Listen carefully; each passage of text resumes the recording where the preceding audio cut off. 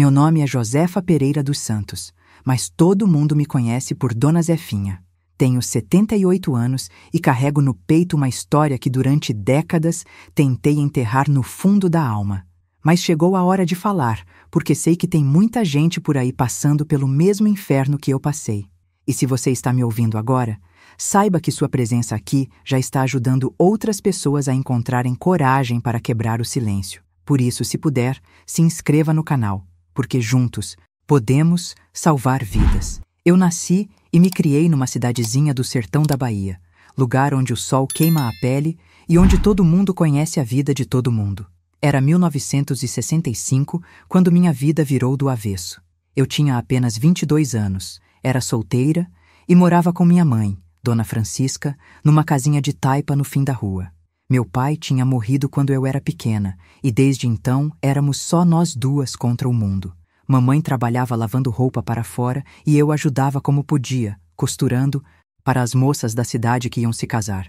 A vida era difícil, mas era nossa. Até que apareceu Antônio Severino, um homem de uns 45 anos que tinha chegado na cidade havia pouco tempo. Dizia que vinha do Recife, que tinha perdido a família numa enchente e estava recomeçando a vida. O povo logo se compadeceu dele. Era alto, forte, falava bonito, sempre bem vestido mesmo sendo pobre. Tinha esse jeito de conquistar todo mundo com conversa mansa e sorriso fácil. Logo, ele começou a frequentar nossa casa. No começo, vinha pedir água, depois oferecia ajuda para carregar os baldes pesados do poço. Mamãe, coitada, ficou encantada com tanta gentileza. Que homem prestativo, ela dizia. Ainda existe gente boa nesse mundo.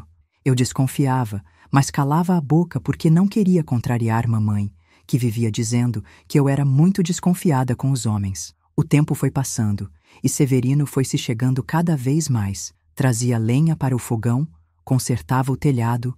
Quando chovia, ajudava a mamãe com as roupas pesadas. A vizinhança toda elogiava. Que sorte vocês têm, ter um homem tão prestativo por perto. O que ninguém via eram os olhares que ele me lançava quando mamãe não estava vendo. Aqueles olhos que pareciam me despir, me medir, me avaliar como quem escolhe uma mercadoria. Uma noite, mamãe adoeceu. Foi uma febre alta que não baixava de jeito nenhum. Severino se ofereceu para ficar cuidando dela enquanto eu ia buscar remédio na casa da benzedeira. Quando voltei, encontrei mamãe pior, delirando de febre, e ele sentado ao lado da cama com um sorriso estranho no rosto. Sua mãe está muito mal, disse ele. Acho que vai precisar de cuidados especiais. Foi nessa noite que minha vida acabou. Mamãe morreu antes do amanhecer, e eu fiquei sozinha no mundo com um homem que mal conhecia, mas que todo mundo da cidade considerava um anjo da guarda. O velório foi na nossa própria casa, como era costume. Severino organizou tudo. Pagou as velas, trouxe flores, falou com o padre. Todo mundo dizia, que sorte a Zefinha tem, ter um homem tão bom ao lado dela nessa hora difícil. Depois que enterramos mamãe, eu não sabia o que fazer da vida. Não tinha família, não tinha para onde ir. Severino então me disse, Zefinha, você não precisa se preocupar. Eu vou cuidar de você agora, mas tem que ser do meu jeito, entendeu?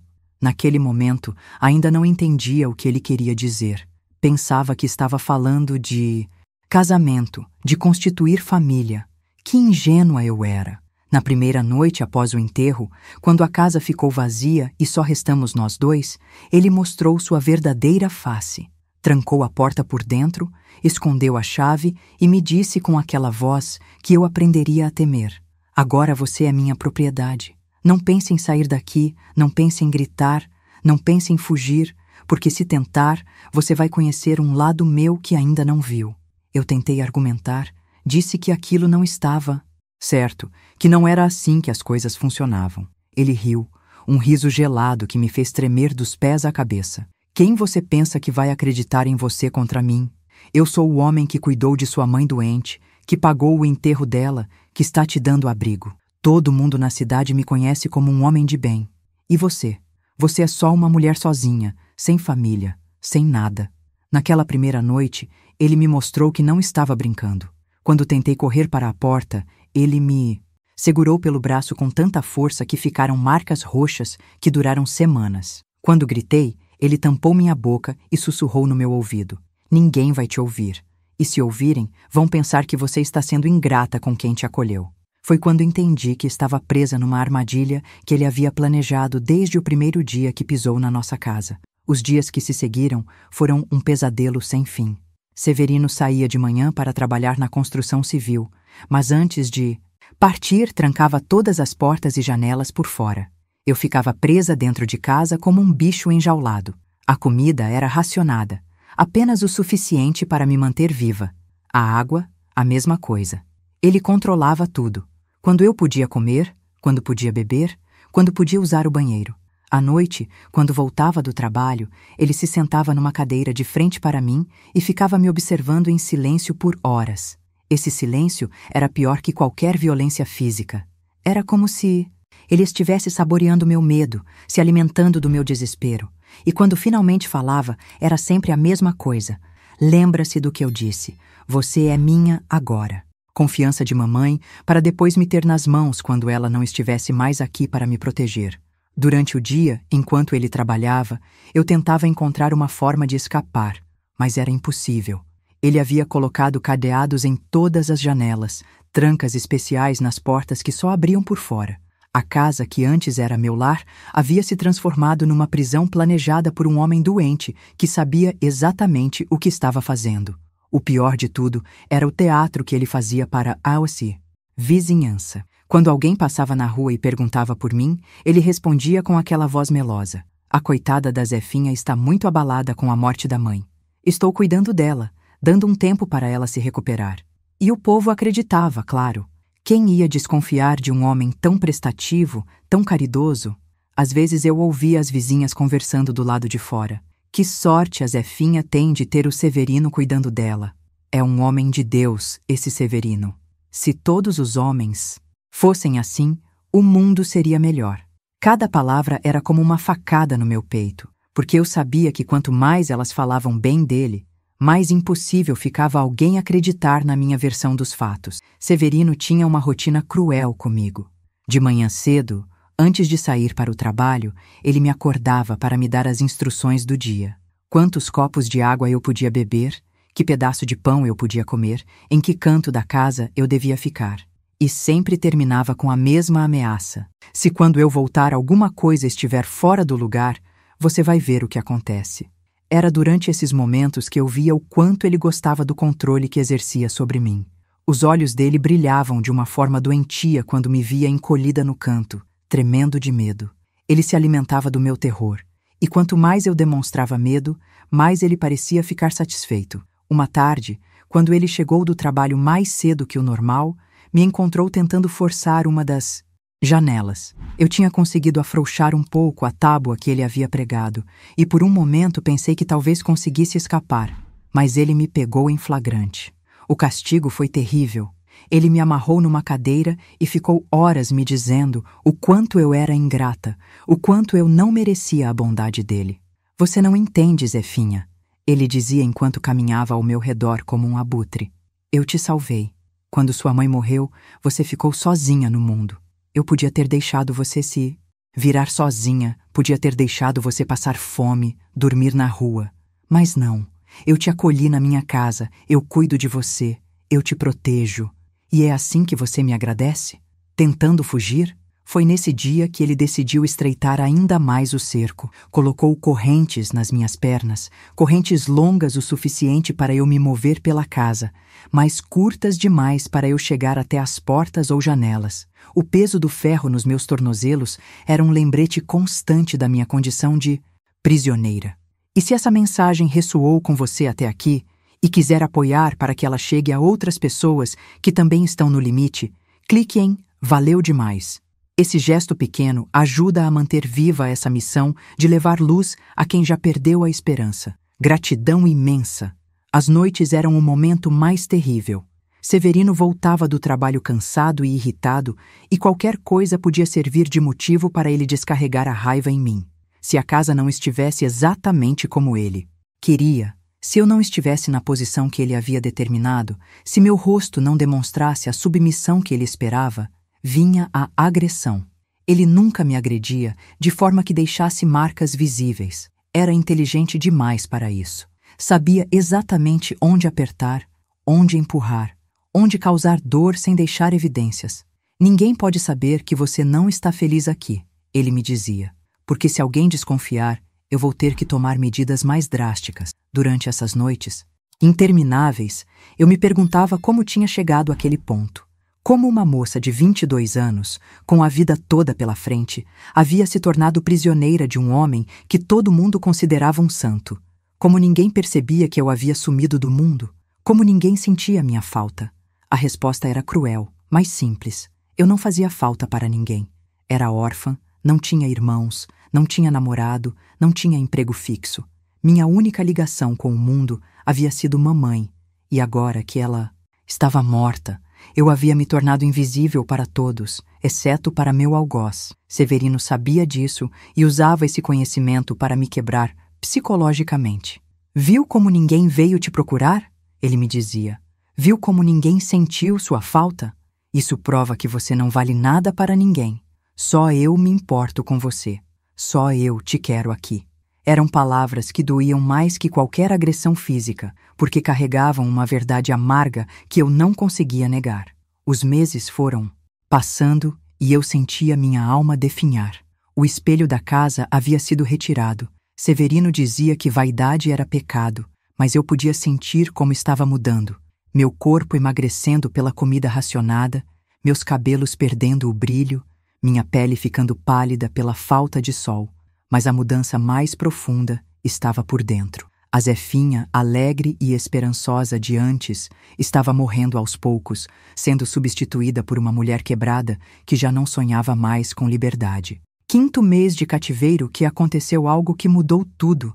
Severino tinha saído para trabalhar como sempre, me deixando trancada com as correntes nos pés e a ração de água e comida contada. Mas nesse dia, esqueceu de trancar direito uma das janelas do fundo da casa. Quando percebi que conseguia empurrar a tábua, meu coração disparou como nunca. Pela primeira vez em meses, eu senti o cheiro do ar livre entrando pela fresta. Era um cheiro de capim molhado, de terra depois da chuva, de liberdade. Minhas mãos tremiam enquanto eu tentava alargar a abertura, mas as correntes nos meus pés tornavam tudo mais difícil. Cada movimento tinha que ser calculado, silencioso, porque eu sabia que se os vizinhos me vissem tentando escapar, eles iriam contar para Severino achando que estavam me ajudando. Consegui passar a cabeça pela janela e foi aí que vi ela. Dona Lindalva, uma senhora de uns 60 anos que morava 3 casas depois da nossa. Ela estava no quintal estendendo roupa no varal e cantarolando uma música antiga. Por um momento, pensei em gritar, pedir ajuda, mas a voz de Severino ecoou na minha cabeça. Ninguém vai acreditar em você. Todos sabem que eu sou um homem de bem. Então tive uma ideia. Se eu conseguisse sair dali sem ser vista, se conseguisse chegar até a casa de Dona Lindalva e contar minha história longe dos ouvidos de Severino, talvez ela me acreditasse. Era uma chance pequena, mas era a única que eu tinha. Demorei quase 2 horas para conseguir passar pela janela. As correntes pesavam demais e faziam barulho a cada movimento. Quando finalmente consegui sair, meus pés tocaram a terra do quintal e eu senti como se estivesse renascendo. O sol bateu no meu rosto e eu quase desmaiei. Havia tanto tempo que não sentia o calor verdadeiro da luz. Arrastando as correntes e me escondendo atrás das árvores, consegui chegar até o quintal de Dona Lindalva. Ela estava de costas, ainda estendendo roupa, quando sussurrei seu nome. Quando ela se virou e me viu naquele estado, magra, pálida, com correntes nos pés, a expressão no rosto dela foi de puro horror. Meu Deus do céu, menina, o que fizeram com você? Ela gritou, largando as roupas no chão e correndo na minha direção. Foi aí que tudo desabou. Todos os meses de silêncio forçado, todo o medo acumulado, toda a dor guardada saiu de uma vez só. Eu chorei como nunca havia chorado na vida, agarrada naquela senhora que era praticamente uma estranha, mas que, naquele momento, representava a salvação. Entre soluços, consegui contar tudo. Como Severino havia me aprisionado, como ele controlava cada momento da minha vida, como ele havia transformado minha casa numa prisão. Dona Lindalva me escutou em silêncio, os olhos arregalados de incredulidade, as mãos tremendo enquanto acariciava meu cabelo sujo e embaraçado. Mas, menina, ela dizia, o Severino é um homem tão bom. Ele sempre ajuda todo mundo. Quando Dona Francisca morreu, ele que cuidou. De tudo. E eu via que até ela estava custando a acreditar. Até ela havia caído no teatro dele. Olha para mim, Dona Lindalva, eu implorei, mostrando as correntes, mostrando como meu corpo estava magro e fraco. Olha para essas correntes nos meus pés. Que homem bom faz isso com uma mulher? Foi aí que ela entendeu. O horror da situação finalmente chegou até ela. Dona Lindalva me escondeu no fundo do quintal dela, atrás do galinheiro, e saiu correndo para contar para o marido e os filhos o que havia descoberto. Eu fiquei ali escondida, tremendo não só de medo, mas de uma esperança que há meses não sentia. Pela primeira vez, alguém sabia a verdade. Alguém havia me visto, havia me ouvido, havia acreditado em mim, mas minha alegria durou pouco. Escutei a voz de Severino na rua gritando meu nome. Ele havia chegado do trabalho e descoberto minha fuga. Zefinha, onde você está, menina? Você está me preocupando. Ele gritava, mas eu conhecia aquela voz. Por baixo da dúvida de preocupação fingida, havia uma raiva assassina. Logo, uma multidão se formou. Todo mundo saiu das casas para ajudar o pobre Severino a procurar pela moça que havia desaparecido. Eu via pelas frestas do galinheiro as pessoas passando na rua com lanternas, chamando meu nome, genuinamente preocupadas. E Severino no meio de todos, fazendo o papel de homem desesperado. Ela não está bem da cabeça desde que a mãe morreu, eu ouvia ele dizer para o povo. Às vezes ela tem uns delírios, umas confusões. Estou muito preocupado com o que pode ter acontecido com ela. Cada palavra era uma mentira bem ensaiada, mas o povo acreditava porque vinha da boca de quem eles consideravam um homem santo. Foi quando Dona Lindalva voltou com o marido, seu José, e os 2 filhos dela, todos homens grandes, fortes, trabalhadores da região. Ela havia contado tudo, e eles estavam prontos para me defender. "Severino!" gritou seu José. "Sabemos que a menina está com você. Vem cá conversar." "Comigo!" A cara de Severino mudou completamente quando viu que não era mais só ele controlando a situação. Por um momento, a máscara de homem bonzinho caiu e eu vi o verdadeiro monstro que ele era. Os olhos dele queimavam de ódio enquanto caminhava na direção de seu José. Se você está sentindo essa história tocar fundo no seu coração, se quer que mais pessoas ouçam esse relato que pode salvar vidas, deixe seu apoio clicando em se inscrever aqui embaixo. Quando você se inscreve, está ajudando outras mulheres que talvez estejam passando pelo mesmo inferno que eu passei. E me conta nos comentários, você já presenciou alguma situação parecida? Às vezes, o que mais precisamos é de alguém que acredite na nossa história. Preocupado, mas seu José não estava para conversa mole. "Severino, a menina apareceu no meu quintal com correntes nos pés, magra que nem um graveto, contando uma história de arrepiar os cabelos. Você tem alguma coisa a ver com isso?" Seu José perguntou, a voz firme como quem não aceita enrolação. Os filhos dele se posicionaram ao lado, formando uma parede de músculos e determinação. Vi Severino engolir em seco pela primeira vez desde que o conhecia. Até então, ele sempre havia controlado todas as situações, sempre soube exatamente o que dizer para conseguir o que queria. Mas agora, diante daqueles homens que não estavam dispostos a aceitar suas mentiras, ele começou a gaguejar. "José, você me conhece há meses. Sou um homem trabalhador, temente a Deus. A Zefinha está passando por uma fase difícil desde que perdeu a mãe. Às vezes ela inventa umas histórias, uns delírios. Eu só estou tentando cuidar dela, protegê-la de si mesma." Mesmo naquele momento de pressão, ele ainda tentava me pintar como louca. Mas Dona Lindalva não deixou barato. Ela saiu de trás do galinheiro, me carregando quase no colo. Tamanha era minha fraqueza. "Olhem para ela!" gritou para toda a vizinhança. "Olhem para essas correntes. Olhem como ela está magra. Isso é jeito de cuidar de alguém?" O silêncio que se seguiu foi ensurdecedor. Todo mundo ficou olhando para mim, para as correntes nos meus pés, para meu corpo esquelético, para meus olhos fundos e sem vida. Era impossível negar a evidência que estava ali na frente de todos. Algumas mulheres começaram a chorar, tapando a boca com as mãos, outras se benzeram sussurrando orações. Foi aí que Severino perdeu completamente a compostura. Percebendo que não conseguiria mais enganar ninguém, ele partiu para cima de mim como um animal raivoso. "Sua desgraçada!" ele berrou.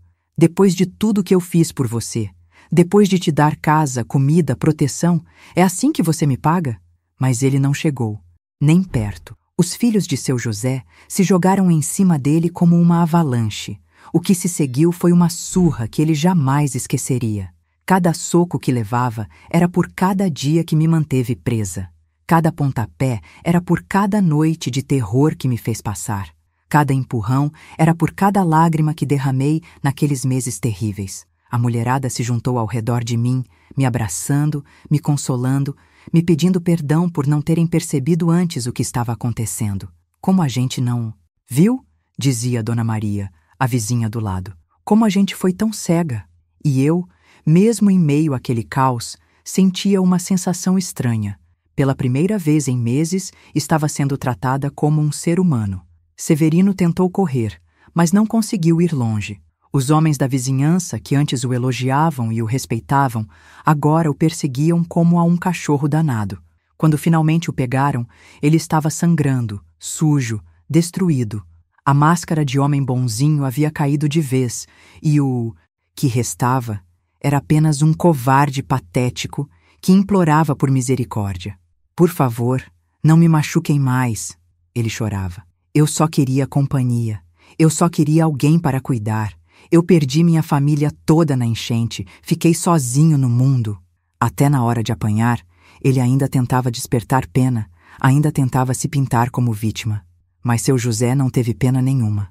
"Companhia se conquista com respeito, não com correntes, seu desgraçado", ele disse, dando mais um chute nas costelas de Severino. "Mete esse homem numa corda e vamos entregá-lo para as autoridades. E se ele tentar fugir, tem bala esperando por ele. E se essa mensagem já tocou seu coração de alguma forma, se algo aqui ressoou com o que você está sentindo nesse exato momento, eu quero te pedir um gesto de carinho. Clique em 'Valeu demais' para apoiar essa mensagem. É assim que conseguimos continuar trazendo palavras de cura, revelações e esperança para quem mais precisa ouvir. Enquanto os homens cuidavam de Severino, as mulheres cuidaram de mim. Dona Lindalva me levou para a casa dela, encheu uma bacia com água morna e me ajudou a tomar um banho. Foi a primeira vez em meses que senti água limpa no meu corpo. Ela cortou as correntes dos meus pés com uma ferramenta do marido, e quando o ferro finalmente caiu no chão, eu senti como se tivesse nascido de novo. "Menina, você é muito corajosa", ela me dizia enquanto penteava meu cabelo.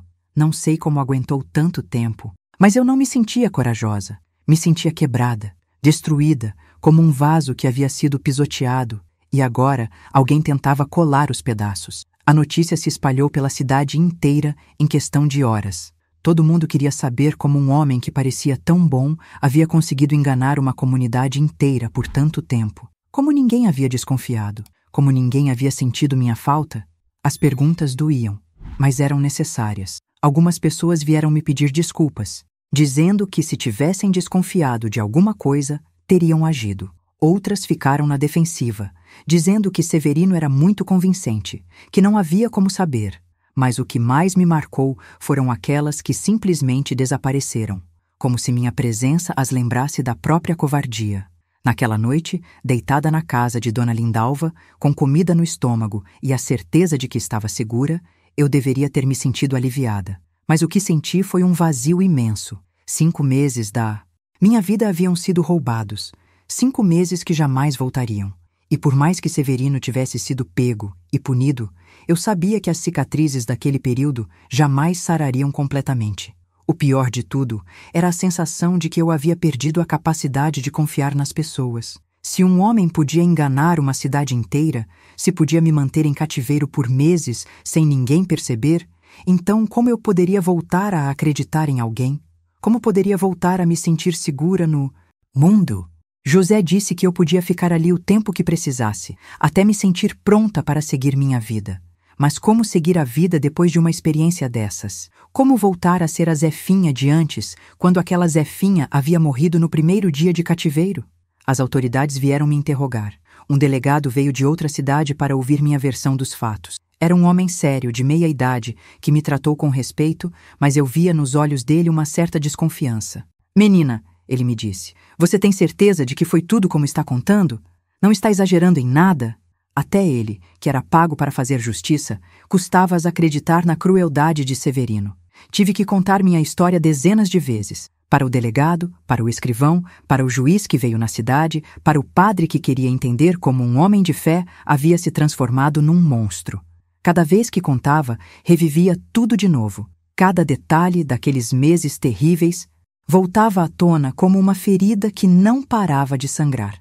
Severino foi levado para a cadeia da cidade vizinha, mas antes de partir, conseguiu falar comigo mais uma vez. Foi quando me levaram para reconhecê-lo formalmente. Ele estava atrás das grades, o rosto ainda inchado da surra, mas os olhos continuavam com aquela maldade que eu conhecia tão bem. Zefinha, ele sussurrou quando me viu. Você sabe que eu te amava, né? Tudo o que eu fiz foi por amor. Você era a única coisa boa na minha vida, a única razão para eu viver. Se você não tivesse fugido, se tivesse ficado comigo, teríamos sido felizes.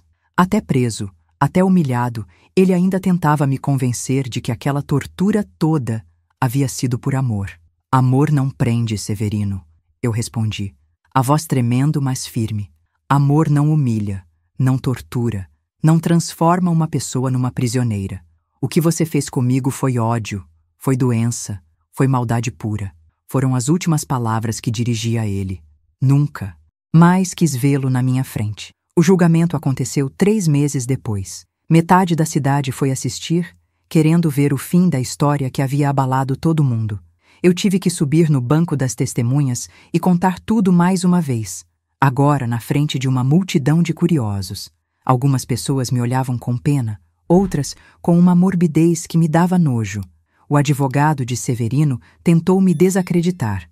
Disse que eu era uma moça de moral duvidosa, que tinha inventado aquela história toda para me vingar dele por algum motivo. Disse que as correntes eram uma fantasia minha, que Severino era um homem trabalhador que só havia tentado me ajudar. Cada palavra daquele homem era como um tapa na minha cara, mas as evidências eram impossíveis de negar. As correntes estavam lá. O quarto onde fiquei presa foi examinado. As marcas no meu corpo foram documentadas. Dona Lindalva e sua família testemunharam a favor da verdade. Até alguns vizinhos que tinham vergonha de admitir, confessaram que haviam achado estranho meu sumiço, mas não quiseram se meter. Severino foi condenado a 15 anos de prisão. Quando ouviu a sentença, ele desabou no chão chorando, implorando misericórdia, dizendo que ia morrer na cadeia. Eu, que estava na plateia, não senti pena nenhuma. 15 anos era pouco pelo que ele havia me feito. 15 anos era uma merreca perto dos 50 anos de vida que eu ainda tinha pela frente, carregando aquelas cicatrizes. Depois do julgamento, tentei reconstruir minha vida. Voltei para minha casa, que havia ficado abandonada durante todo aquele tempo. As plantas haviam morrido, a comida havia apodrecido, tudo cheirava a mofo e abandono. Era como entrar num túmulo. Passei semanas limpando, pintando, tentando apagar os vestígios daqueles dias terríveis, mas não adiantava. Por mais que eu mudasse os móveis de lugar, por mais que pintasse as paredes, por mais que trocasse as fechaduras, eu ainda conseguia sentir a presença de Severino em cada canto. Acordava no meio da noite, achando que ouvia os passos dele, o barulho das correntes se arrastando pelo chão. As pessoas da cidade me tratavam de forma diferente agora, algumas com pena exagerada, como se eu fosse uma coitadinha quebrada que precisava ser protegida. Outras com uma curiosidade mórbida, querendo saber detalhes íntimos do que havia acontecido. E tinha aquelas que me evitavam, como se a desgraça fosse contagiosa. Os pretendentes sumiram. Todos. Que homem ia querer se casar com uma mulher que havia passado por aquilo? Que família ia querer uma nora com aquela história? Eu havia me tornado uma marcada, uma mulher com o passado manchado, independente de ter sido vítima ou não. Foi aí que tomei a decisão mais difícil da minha vida: deixar aquela cidade para trás. Não conseguia mais viver ali, no meio de tantas lembranças ruins, rodeada de pessoas que me olhavam como um fenômeno de circo. Vendi minha casa por uma ninharia. Juntei o pouco dinheiro que tinha e parti para Salvador, onde ninguém conhecia minha história. Na capital, consegui um emprego numa fábrica de tecidos. O trabalho era pesado, mas me fazia bem. Ficar ocupada me ajudava a não pensar, a não lembrar. Aluguei um quartinho numa pensão e comecei uma vida nova. Ou pelo menos tentei.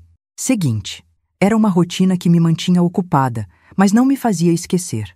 As memórias daqueles 5 meses de cativeiro me perseguiam como fantasmas que não encontravam descanso. Na fábrica, fiz algumas amizades. Tinha a Marlene, uma mulher forte de uns 40 anos que trabalhava no tear ao lado do meu. Ela notou logo que eu era diferente das outras moças. Zefinha, ela me disse um dia, você tem um jeito de quem carrega um peso muito grande nas costas. Quer conversar? Mas como? Conversar sobre algo que nem eu mesma conseguia entender direito? As noites eram o pior momento. Sozinha no meu quartinho, com apenas uma cama de solteiro e um pequeno armário, eu revivia cada detalhe daquele período terrível. O som do vento batendo na janela me lembrava das correntes. O barulho dos passos no corredor da pensão me fazia pular da cama, achando que era Severino vindo me buscar. Conheci alguns rapazes que demonstraram interesse em mim. Tinha o Carlos, que trabalhava no armazém perto da fábrica e sempre arranjava uma desculpa para conversar comigo. Era um moço bonito, trabalhador, de família boa. Mas quando ele tentou me beijar numa festa junina, eu travei completamente. Meu corpo inteiro ficou rígido, meu coração disparou e eu saí correndo como uma louca. Que foi, Zefinha? Ele gritou atrás de mim. Fiz alguma coisa errada? Como explicar que qualquer toque de homem me fazia lembrar das mãos nojentas de Severino? Como dizer que meu corpo havia se tornado um território invadido, marcado, que não conseguia mais pertencer a ninguém, nem mesmo a mim? Passei anos assim, trabalhando de dia e sofrendo de noite. Mudei de pensão 3 vezes, porque sempre achava que alguém estava me seguindo, me observando. Trocei de emprego 2 vezes, porque não conseguia me concentrar quando algum homem se aproximava muito. Minha vida havia se tornado uma fuga constante de fantasmas que só existiam na minha cabeça. Foi numa dessas noites difíceis que conheci Dona Conceição, uma senhora que morava no quarto ao lado do meu na pensão. Ela era viúva, trabalhava como lavadeira e tinha uma sabedoria que vinha dos anos e do sofrimento. Ouviu meu choro através da parede fina e bateu na minha porta. Menina, toda noite é a mesma coisa. Você não dorme, eu não durmo. Que tal a gente conversar? Ela disse com aquela voz mansa de quem já viu muita coisa na vida. E foi assim que, pela primeira vez desde que havia saído da minha cidade, eu contei minha história para alguém. Dona Conceição me ouviu em silêncio, balançando a cabeça, sussurrando, Jesus, meu Deus, de vez em quando. Quando terminei de contar, ela me abraçou forte e disse, filha, você não pode deixar que esse homem continue te maltratando, mesmo ele estando longe. Você precisa se curar por dentro, senão ele vai ter vencido de qualquer jeito. E se essa mensagem estiver tocando algo dentro do seu coração, considere com carinho apoiar essa entrega clicando em Valeu demais. É graças a esse gesto que conseguimos continuar trazendo mensagens como essa para quem mais precisa. É um apoio que faz a diferença na luz que compartilhamos aqui. Dona Conceição me levou numa benzedeira que conhecia, uma mulher chamada Maria do Carmo, que tinha fama de curar males do espírito. Era uma negra velha, de cabelos brancos, que morava numa casinha simples no bairro da Liberdade. Quando me viu, ela disse, essa menina está carregando uma sombra muito pesada. Vamos ver se conseguimos tirar isso daí. A benzedeira me fez tomar uns chás amargos, me passou umas ervas para tomar banho e disse umas orações que eu nunca tinha ouvido. Não sei se foi sugestão ou se realmente funcionou, mas depois daqueles rituais eu comecei a dormir um pouco melhor. As pesadelos não pararam, mas diminuíram. Foi através de Dona Conceição que conheci um grupo de mulheres que se reunia numa igreja do bairro. Não era bem um culto religioso, era mais um encontro onde elas conversavam sobre suas vidas, seus problemas, suas dores. Tinha mulher que havia apanhado do marido, mulher que havia perdido filho, mulher que havia passado fome. Cada uma carregava sua cruz. No começo, eu só ficava ouvindo. Não tinha coragem de falar sobre minha história. Mas um dia, quando uma das mulheres contou que havia sido agredida pelo companheiro, eu não consegui ficar calada. Eu entendo sua dor, eu disse, a voz tremendo. Eu também passei por algo parecido. E foi assim que, aos poucos, fui contando minha história para aquele grupo de mulheres guerreiras. Elas me acolheram como irmãs, não me julgaram, não fizeram perguntas indiscretas, não me olharam com pena. Simplesmente me abraçaram e disseram: "Você está segura aqui." Era exatamente o que eu precisava ouvir. Com o tempo, aprendi que não era a única mulher no mundo que havia passado por uma experiência traumática.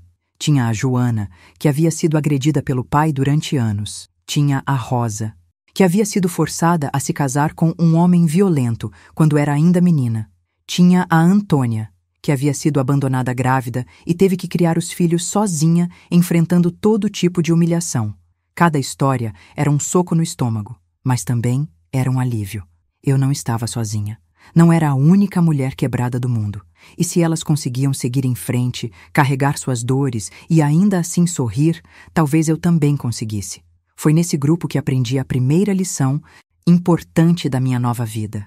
O que aconteceu comigo não definia quem eu era. Severino havia me roubado 5 meses, havia deixado cicatrizes, havia me marcado. Mas eu ainda era Zefinha, ainda tinha sonhos, ainda tinha direito à felicidade. Comecei a me cuidar melhor. Comprei roupas novas, cortei o cabelo, comecei a usar um batom que Dona Conceição me deu. Pequenas coisas que me faziam lembrar que eu ainda era uma mulher, que ainda tinha valor, que ainda merecia ser tratada com carinho. Atividade como uma forma de manter a mente ocupada, longe das lembranças ruins. Em 5 anos, consegui uma promoção para supervisora de uma das linhas de produção. Era a primeira vez na vida que eu sentia que tinha algum controle sobre alguma coisa. Foi nessa época que conheci Francisco, um homem diferente de todos os outros que haviam se aproximado de mim. Ele era mecânico na fábrica, responsável pela manutenção das máquinas. Tinha uns 35 anos. Era viúvo, pai de uma menina de 8 anos, chamada Lucinha.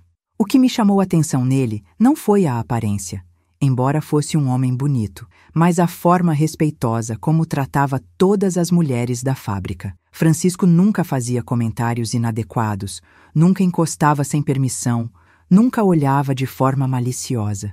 Quando precisava falar comigo sobre algum problema nas máquinas, sempre mantinha uma distância respeitosa e me tratava como profissional. Para uma mulher que havia perdido completamente a confiança nos homens, aquilo era um presente raro. Nossa amizade começou devagar, com conversas sobre trabalho que aos poucos foram se tornando mais pessoais. Ele me contou que havia perdido a esposa no parto da filha e que desde então criava Lucinha sozinho. "É difícil ser pai e mãe ao mesmo tempo", ele me disse um dia. "Às vezes me pergunto se estou fazendo tudo certo." Havia uma vulnerabilidade nele que me tranquilizava. Quando Francisco começou a demonstrar interesse romântico por mim, eu entrei em pânico. Todas as lições que havia aprendido no grupo de mulheres, toda a evolução que havia conquistado, tudo pareceu desabar de uma vez. Como explicar para um homem bom que eu estava quebrada por dentro? Como contar que outros braços haviam me machucado tanto que eu não conseguia mais aceitar carinho? Zefinha, ele me disse numa tarde, depois que eu havia recusado pela 3ª vez o convite para jantar na casa dele. "Se você não tem interesse em mim, eu entendo e respeito. Mas se tem algo mais te impedindo, talvez conversando a gente possa resolver." A delicadeza dele me desarmatou completamente. Foi a primeira vez que contei minha história para um homem. Sentamos num banco da praça, perto da fábrica, e eu desabafei tudo. Severino, o cativeiro, as correntes, o medo que carregava desde então.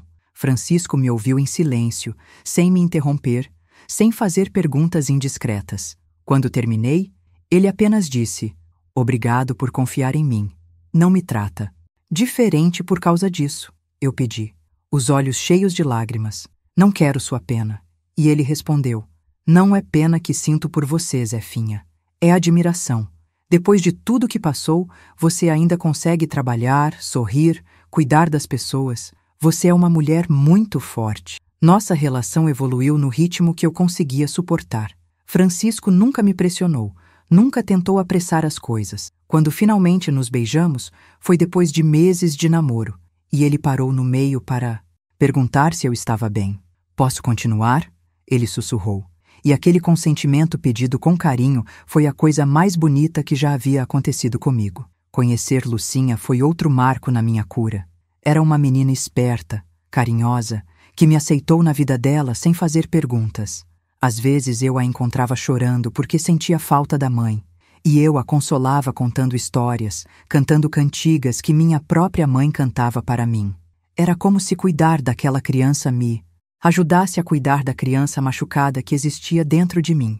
2 anos depois, Francisco me pediu em casamento. Não foi nada romântico nem pomposo. Ele simplesmente disse que queria que fôssemos uma família de verdade, que queria que Lucinha me chamasse de mãe se eu quisesse, que queria envelhecer ao meu lado. Aceitei com o coração batendo forte, mas também com medo de que meu passado pudesse destruir aquela felicidade. O casamento foi simples, numa igreja pequena, com as mulheres do meu grupo de apoio como madrinhas. Dona Conceição chorou mais que eu durante a cerimônia. Menina, ela me disse, quando te conheci você era uma sombra de pessoa. Hoje você está radiante. Era verdade. Pela primeira vez em anos, eu me sentia realmente viva. A vida de casada trouxe desafios que eu não esperava. Havia noites em que acordava gritando, pesadelos em que Severino voltava para me buscar. Francisco me abraçava e ficava acordado comigo até eu conseguir voltar a dormir. Foi só um sonho, ele repetia. Você está segura. Estamos aqui. Lucinha, com a sabedoria inocente das crianças, notou meus medos e inventou um ritual que me ajudava muito. Toda noite, antes de dormir, ela vinha me dar um beijo e dizia: Boa noite, mamãe Zefinha. Papai vai cuidar de você. Era como se aquela criança de 10 anos soubesse exatamente o que eu precisava ouvir. Engravidei 3 anos depois do casamento. A gravidez foi difícil. Não por problemas físicos, mas porque eu vivia com medo de que algo acontecesse com meu bebê. Como explicar para uma criança inocente que o mundo podia ser um lugar cruel? Como protegê-la dos severinos que existiam por aí? Quando Antônio nasceu, dei esse nome em homenagem ao seu José que havia me salvado naquele dia terrível. Eu senti uma felicidade que não sabia que ainda era capaz de sentir. Segurar aquele bebê nos braços, ver seus olhinhos me procurando, sentir sua respiração no meu peito, foi como renascer junto com ele.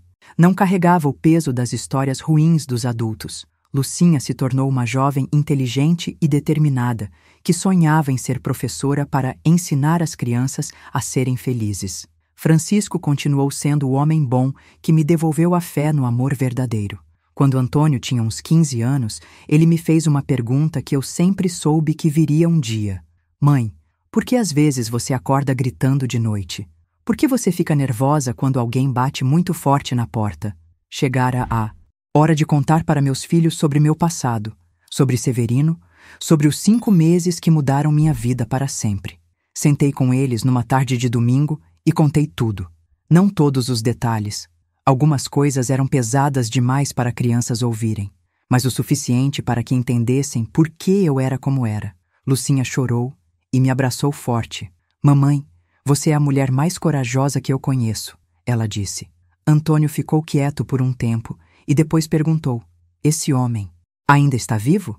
Não sei, meu filho, respondi. E não quero saber. O importante é que estamos aqui, juntos, seguros. Mas vi nos olhos dele uma raiva que me preocupou. Se ele ainda estiver vivo e aparecer aqui, eu mato, ele disse. A voz firme demais para um menino de 15 anos. Tive que conversar muito com ele para explicar que a violência não resolve nada, que a vingança só gera mais dor. Os anos passaram voando. Lucinha se formou professora e se casou com um rapaz bom, que a tratava com o respeito que toda mulher merece. Antônio se tornou engenheiro e também encontrou uma companheira que o fazia feliz. Ver meus filhos construindo relacionamentos saudáveis foi uma das maiores alegrias da minha vida. Francisco e eu envelhecemos juntos, como ele havia prometido no dia do nosso casamento. Ele morreu aos 68 anos, vítima de um problema no coração. Na hora da despedida, segurei sua mão e agradeci por ele ter me mostrado que nem todos os homens são monstros, que Existe amor verdadeiro no mundo que eu merecia ser feliz. Hoje, aos 78 anos, moro numa casinha simples aqui em Salvador. Lucinha mora perto e vem me visitar toda semana com os netos. Antônio também constituiu família e me deu mais 3 netinhos que são a alegria da minha velhice.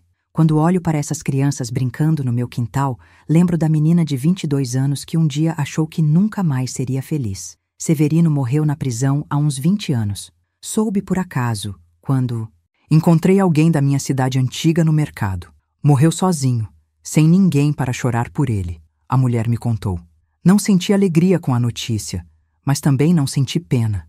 Senti apenas um alívio silencioso, como se um fantasma finalmente tivesse encontrado descanso. Às vezes, ainda tenho pesadelos. Aos 78 anos, ainda acordo algumas noites ouvindo o barulho das correntes. Mas agora, quando isso acontece, eu me levanto, faço um chá, sento na varanda e fico olhando as estrelas. Lembro dos meus filhos, dos meus netos, do marido bom que tive, das amigas que me acolheram. Lembro que sobrevivi, que venci, que construí uma vida bonita em cima das ruínas que Severino deixou. Se você chegou até aqui ouvindo minha história, eu quero te dizer uma coisa importante. Não importa qual seja a sua dor, não importa que tipo de Severino tenha passado pela sua vida, você pode vencer. Pode parecer impossível agora. Pode parecer que a escuridão nunca vai passar, mas vai passar. A vida é mais forte que qualquer monstro. Para você que me ouviu até aqui, que compartilhou comigo esses momentos de dor e de cura, eu peço, se inscreva no canal, porque quando você faz isso, está ajudando outras pessoas que podem estar passando pelo mesmo que passei. Sua inscrição faz com que minha história chegue a quem precisa ouvir que é possível sobreviver, que é possível reconstruir, que é possível ser feliz de novo. Me conta aqui nos comentários, que parte da minha história mais tocou você? Você conhece alguém que precisa ouvir essas palavras? Às vezes, uma história como a minha pode ser a luz que alguém precisa para encontrar forças para denunciar, para pedir ajuda, para não desistir de viver. E se você está passando por algo parecido agora, se há alguém te maltratando, te controlando, te fazendo sofrer, lembre-se, você não está sozinha. Procure ajuda, fale com alguém de confiança, denuncie. Ligue para o número 180, que é o canal de denúncia de violência contra a mulher. Sua vida vale mais que qualquer medo. A comunidade que se formou aqui em volta dessas histórias é uma família. Somos pessoas que entendemos a dor umas das outras, que sabemos que às vezes uma palavra de carinho pode salvar uma vida. Continuem compartilhando, continuem apoiando, continuem sendo luz na escuridão de quem precisa. Muito obrigada por terem me escutado. Contar essa história nunca é fácil, mas saber que ela pode ajudar alguém faz tudo valer a pena.